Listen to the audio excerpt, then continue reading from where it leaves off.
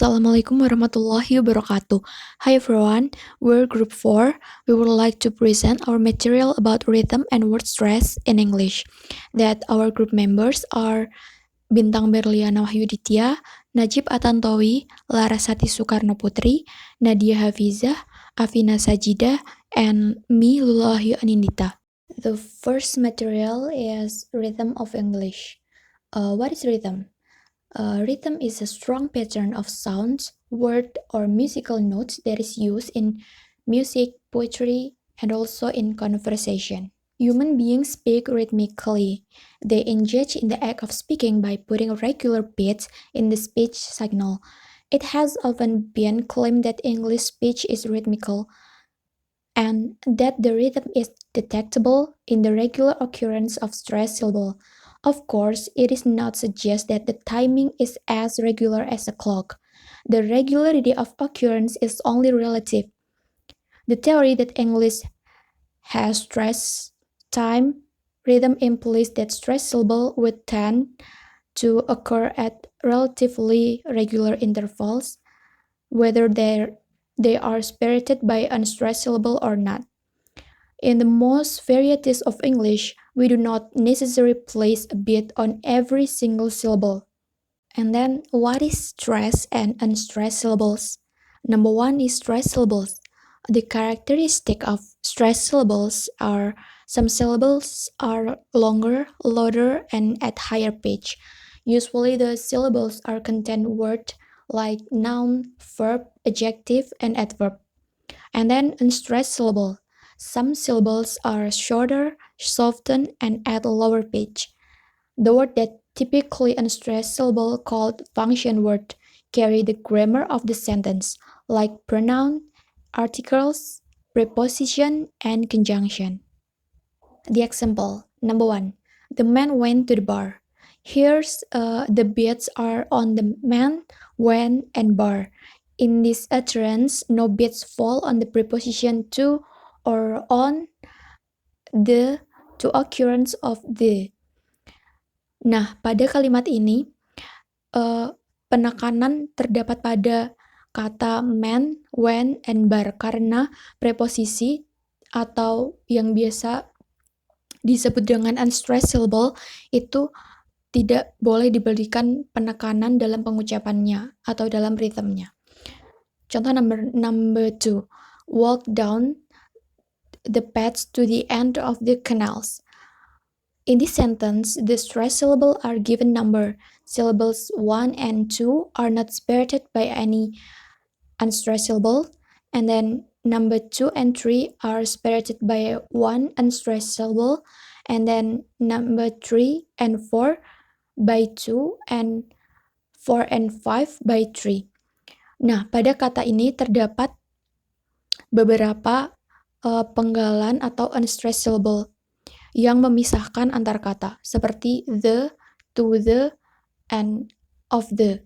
Nah, pada kata canals itu diberikan pemenggalan yang dimana itu berfungsi untuk memberikan beat atau membentuk sebuah rhythm, yaitu penekanan terdapat pada ke. Nomor 4 yaitu end of the canals. Nals-nya itu nadanya rendah. English speakers can tell which syllable in a word receive most stress in the absence of conscious knowledge of exactly what stress might be. For instance, most native speakers of English will agree that it is the antepenultimate, third from last syllable, the one before the penultimate or second last one, which is most stress. Equally, most speakers will know that in kangaroo, the last of its 3 syllables receive the most stress, and so on. The final syllable and the antepenultimate of photography are unstressed, as is the syllable before the antepenultimate syllable. We could informally represent primary stress by placing a superscript diacritic immediately before the start of the appropriate syllable and secondary stress. For any given word, the speaker has to memorize the sequence of phoneme which make up the phonemic form of the word. How does the speaker know what the stress pattern of a given word is? One might object that an average speaker has a vast number of stress patterns to memorize, but this is not to say that there are no unconsciously stored generalizations governing stress pattern in English. Many speakers of English have a strong tendency to stress the penultimate syllable of bisyllabic word when they try to speak French. If the speaker has no word stress generalization, this tendency is deeply puzzling, since that would mean that one should display no tendency to prefer placing the stress on any particular syllable. You will probably agree if you know any French, Dutch, or Italian and have heard English speakers mispronouncing words in those languages, that this kind of pronunciation is typically English. We can only answer such question if there are word stress generalization or at least word stress tendencies in English and if we know what they are. English word stress. Some general principle. Here there are 4 general principles. First is the end-based principle. It means primary stress is calculated from the end of the word. Calculate from the end of the word, not from the beginning. And here there are penultimate syllable and antepenultimate syllable. The first stress on penultimate syllable, it means penultimate. The syllable is located in the second from the end of the word. Some word ending in IC, for example, graphic, geographic, geologic, and then some word ending in shen and shen. For example, television, revelation. Here we can look the stress graph located is in the second of the word. So the second is stress on antepenultimate syllable. Antepenultimate, it means the syllable, the located of syllable in the third from the end of the word. Some word ending in C, D, P, and G. For example, democracy, dependability, photography, geology, and some word ending in all. For example, critical, geological. Here we can look the stress mo in democracy is located in the third of the syllable of the word. Second, the rhythmic principle. The rhythmic principle is that while it is possible for English word to end with as many as 4 unstressed syllables, for example, ungentlemanliness. So here after the stressed gen, there are 4 unstressed syllables. Third, the derivational principle. There is a tendency to place the secondary stress on the syllable which had primary stress in the deriving word. The word which we are deriving the more complex word from. For instance, the word characterization exhibits a shift of primary stress from its deriving word characterize, which characterize is derived from character. So, the derivational principles say that we ought to place it on the syllable which had primary stress in the deriving word, like the word characterization. When one English word is derived from another and the primary stress shifts as a result of the derivation, there is a tendency to place the secondary stress on the syllable that had primary stress in the deriving word, as in characterization. We can look the secondary stress there is in K and the primary stress is in Z. Fourth, the stress class avoidance principle. The stress class avoidance principle, which states that one should Try to avoid having to adjacent stress syllable. In the case of characterization, both principles are adhered to. But there are words in English which violate that principle, such as Burmese and Chinese, which are derived from Burma and China. In such cases, we have no choice but to place the secondary stress on the penultimate syllable, like Burmese and Chinese. Di sini ada bentrokan karena tidak ada space antara antara secondary stress and primary stress. Jadi prinsip nomor 4 ini tidak tidak berlaku untuk kata-kata seperti ini. But where we have a choice between two or more syllables, as in Japanese and Portuguese. Di kata Japanese, there is space here, unstressed P, that make Japanese class avoidance. English word stress assignment in morphologically simple words. Let us begin by considering words which clearly do not have prefix or suffix. In present-day English, though some of these had prefix historically, the difference between words from the lexical category and words from the non-lexical category. Words from the lexical category are nouns, verb, adjective, and adverb. Words from non-lexical categories include preposition determinants such as the, this, and his. Pronouns like he and she. And the conjunction is and. Words from non-lexical categories, often referred to as function words, are not usually stressed. Among the words of the lexical category, the placement of the primary stress may vary depending on the syntactic category of the word. Monosyllabic words of a lexical category, such as box, run, and pick, are unproblematic. There is only one syllable for the primary stress to fall on. Morphologically simple bisyllabic words. Bisyllabic nouns.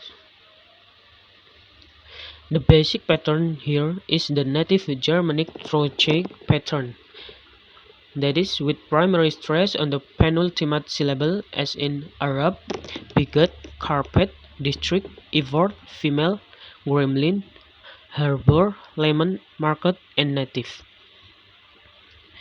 Another set of bisyllabic nouns stressed on the final syllable have been borrowed from French, such as ee, ete, ade, ili, is, ac, ac, and eur, and eus, as in grande, gazette, parade, gazelle, finesse, crescef, liquor, and masu. Bisyllabic adjective. The basic Germanic pattern is again trochaic, with stress on the penult, as in angry, brilliant, central, crazy, doozy, fragile, frigid, happy, and honest. The trochaic pattern can also be found in morphologically simple bisyllabic adjective ending in ic, as in cosmic, frantic, Nordic, and static. However, there are bisyllabic adjectives with final stress, such as complete, immense, intense, precise, and select. In addition to this bisyllabic adjective, which contain what were historically French suffix, such as bizarre and grotesque, have final stress, as with nouns like gazette and parade. We assume here that adjectives such as bizarre and grotesque are morphologically simple. Bisyllabic adverbs. The basic Germanic pattern is trochaic. Many bisyllabic adverbs end in ly, as in slowly and quickly. Other adverbs which do not end in ly include rather and very. These also have trochaic stress pattern. Next is bisyllabic verbs. The basic trochaic tendency in most varieties of English is much less evident in bisyllabic verbs. There are many with final primary stress, as we have seen: compact, detract, deny, export, impose, object, permit, produce, record, subsume, and transgress. The tendency to avoid stressing the historical prefix is strong. It is striking that such bisyllabic verbs differ so often from their bisyllabic nouns counterparts, as in the verbs noun pairs. Contract is a verb, but contract is noun. Diges is a verb, but diges is noun. Produce is a verb, but produce is noun. Export is a verb, but export is a noun. Compound is a verb, but compound is a noun. Where the verb takes final stress, but the noun takes the normative trochaic penultimate stress. It is also worth noting that bisyllabic verbs ending in "ate" will take primary stress on the "ate", as in create, deflate, locate, migrate, placate, sedate. These have to be distinguished from each word with three or more syllables. Note that in general America some of these words take penultimate stress, such as frustrate and locate. There are, however, bisyllabic verbs with the basic trochaic stress pattern, such as argue, center, deter, enter, equal, falter, gather, govern, and hurry. The next is morphologically simple polysyllabic words. The first is polysyllabic nouns. The basic Germanic pattern is trochaic. For words of more than two syllables, this means having primary stress on the antepenultimate syllable, as in academy, America, antelope, camera, cinema, custody, elephant, and emperor. However, there is exceptions, such as in kangaroo, because these are nouns which have final syllables which are written with a double vowel letters.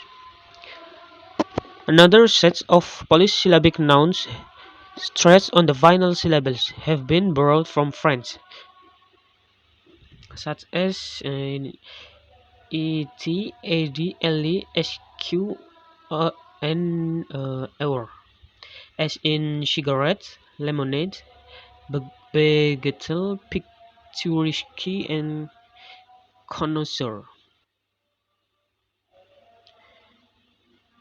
Words such as this are mostly morphologically simple in contemporary English.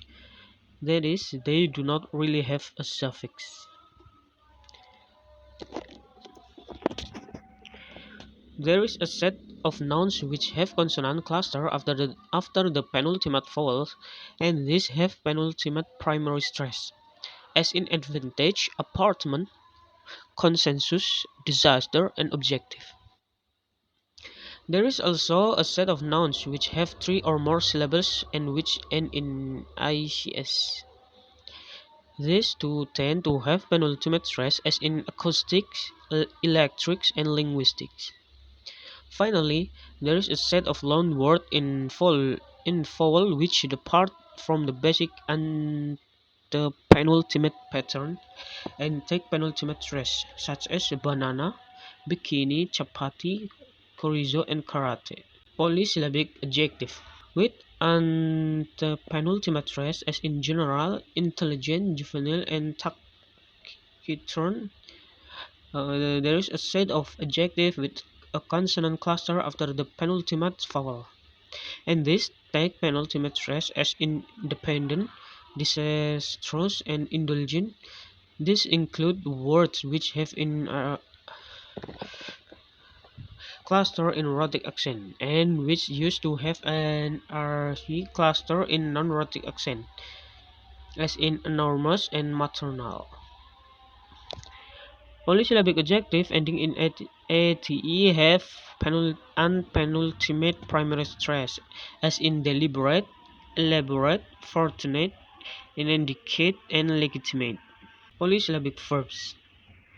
It's almost like bisyllabic verbs, many verbs with three or more syllables which have final primary stress, as in entertain, intervene, and intersect.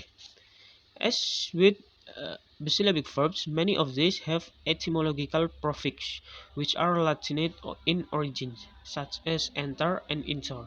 Polysyllabic verbs ending in ate follow the basic and the penultimate primary stress pattern, as coordinate, deliberate, elaborate, investigate, and originate. Four factors which may play a part in word stress assignment in morphologically simple word in English. Firstly is the syntactic category of word may play a role. Secondly is the presence of historical or etymological prefix of a Latinate origin can affect the stress pattern of a word. Thirdly, the spelling plays a role in word stress. And the last, the presence of loan words in English. Okay, next presentation will be continued by Afina Sajida. In the 5 is English word stress assignment and morphological structure. Suffix. Inflectional. Inflectional affixes are affixes that are able to produce new words from the basic lexeme. But this suffix still changes the meaning of the basic word, but not drastically. Deriflection. Deriflectional affixes are affixes that produce new lexeme from the basic lexeme. The suffix will also change the meaning of the root word drastically. The example for inflection: box, friends, cats, apples, sleeps, comes, likes, speaks, and plays. Sleeping, playing, swimming, crying, seeing, mixing, studying, flying. Bigger, faster, and cleverer. And the example for the reflection is democracy, accuracy, lunacy. Remedial, denial, trial, and criminal. Edible, fedible, incredible, audible. Fiscal, thermal, herbal, and colonial. Among English derivational suffixes, some have no effect on stress when added to words, while others affect stress patterns. These two classes of suffix are referred to as stress neutral and stress safe suffix, respectively. 1. Stress neutral suffix, unable to affect the stress patterns of the word. Stress shifting suffix, when they are added to a word, they cause a change of the primary stress from one syllable to another on the stem. It moves either to the penultimate syllable or penultimate one. 3. Word stress pattern and prefix. The stress is some word changes position when a suffix end of a word is added or changed. For example, when you add the suffix ion to the root accommodation, the stress shift to accommodation. If you like taking photography, you can become a photographer. The last material is compound words. What is compound words? Compound words are words which can be analyzed as consisting of two or more words which unite together to form a new word with a new meaning, rather than as containing a base and an affix. For example, molehill is a compound, but boldness is not a compound word because the firmness is a suffix, not a word. The compound stress rule in English says of two-part compounds of the two elements, the first is the most prominent. Cases of stressing the first parts of compounds. First, compounds which consist of two nouns or gerund plus noun. First, noun plus noun. For example, blackbird, hot dog, rock climber, home builder, credit card, deadline, airplane. Jadi compound words itu kebanyakan penekanan atau stresnya itu ada di kata pertama dari compound words. Seperti dalam contoh blackbird, blacknya ini lebih ada tekanannya daripada bird. Next, gerund plus noun, driving license, walking stick, washing machine. Compound that receive primary stress on the second part, not the first. Jadi tapi ada beberapa kata yang penekanannya itu ada di kata kedua. Contohnya headmaster, weekend, mankind. Second, compounds which act as verb and consist of noun plus verb. For example, waterproof, window shop, house seat. Next, the exception to the compound stress rule. Jadi nggak semua compound words itu penekanannya ada di awal kalimat, awal kata, atau nggak semua compound words itu harus ada penekanannya di salah satu kata. First, to part place name include street. Jadi nama-nama kota atau nama-nama tempat atau jalan itu tidak ada stresnya. For example, Los Angeles, Mount Everest, New York, Niagara, dan lainnya. Nah ini stresnya itu kurang lebih sama, nggak ada yang paling ditekan gitu. Second, compound with a participle second element ending in at, and, or ing. Jadi compound word yang second elemennya berakhiran at, and, or ing lebih ditekan, penekanannya berada di akhir elemen. For example, bare face, big-eared, big-headed, broken-hearted, dan lainnya. Third, compound in which the first part expresses what the object is made from. For example, are apple pie, brick wall, cotton sock, ham sandwich, iron filling, paper napkin, pork pie, olive oil. Fourth, compound in which some kind of constraint or abstract positioning is involved. For example, are April showers, Christmas break, evening meal, middle class, second rate, and winter holiday. 5. Compounds which are two parts color word. For example, dark green, deep yellow, light green, pale blue. 6. Compounds derived from phrasal verb. For example, are compound noun derived from phrasal verb. Chucker out, from chuck out. Hanger on, from hang on. Passerby, from pass by. Wasing up, from waist up. And compound adjective derived from phrasal verb. Finishing off, from finish off. Knock it out.